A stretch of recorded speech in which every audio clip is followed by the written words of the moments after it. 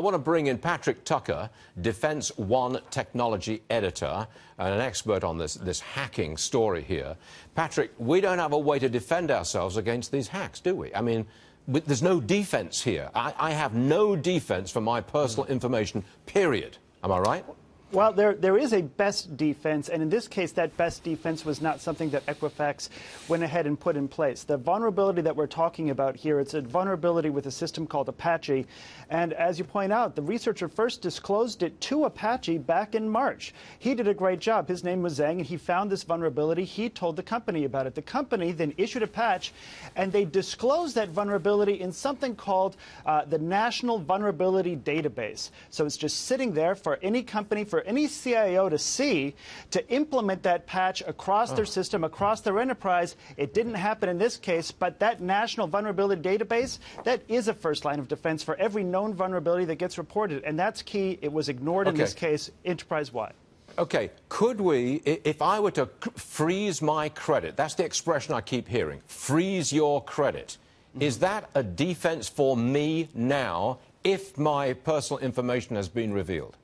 Probably, yeah. It's one of the possible indicators that this was a state-backed actor is that they haven't operationalized this material yet, and that the way that the actors moved about inside the system after gaining initial entry, that's something that suggests a very big actor, particularly China, and also the fact that they seem to be sitting on it, at least right now, because they haven't figured out what to do with it. Well, that also speaks to China. Okay, if I'd have known about this hack, this breach, as it happened, if the company had told me, yeah, they've got your information, could I have then imposed this credit freeze, and that would have worked?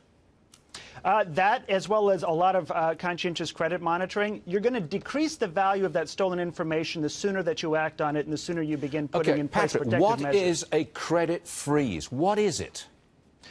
Well, this basically prevents somebody from opening a line of credit in your name without you knowing about it. And it potentially complicates life for you if you want to go ahead and open up a new line of credit, but that's something you're aware of, so that's why you implemented the freeze. At very least, it's something that you can use to keep somebody from stealing your identity and opening a bunch of accounts with your name. Is it easy to do? I mean, a lot of people are asking me this. What do I do here? Well, is it easy to put a credit freeze in place?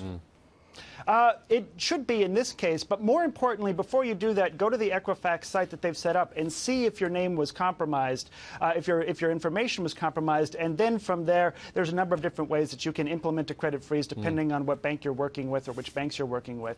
But the first thing to do is actually use the resource that they've provided finally, and I think a little bit in a somewhat tardy fashion, to check whether or not you've been made vulnerable. So now it's sort of an annoying thing, but now the onus goes to the consumer to check what this news story means actually for them, and then make decisions on the basis of that. So there's a website that's set up. You can go and you can check whether or not your name and your personal information was part of this breach. And a lot of people are being surprised by now by that information. I got to tell you that a lot of people just don't like doing that. I mean, I know it's valuable. I know you should do it, but hassling with websites and phone calls, you know, it's just a pain in the neck, isn't it? It's like when you have your credit card compromised and your daughter can't get out of Florida during Irma your life back in because they won't recognize the... It's just a pain in the neck. Last word to you, Patrick. You can almost call it damages.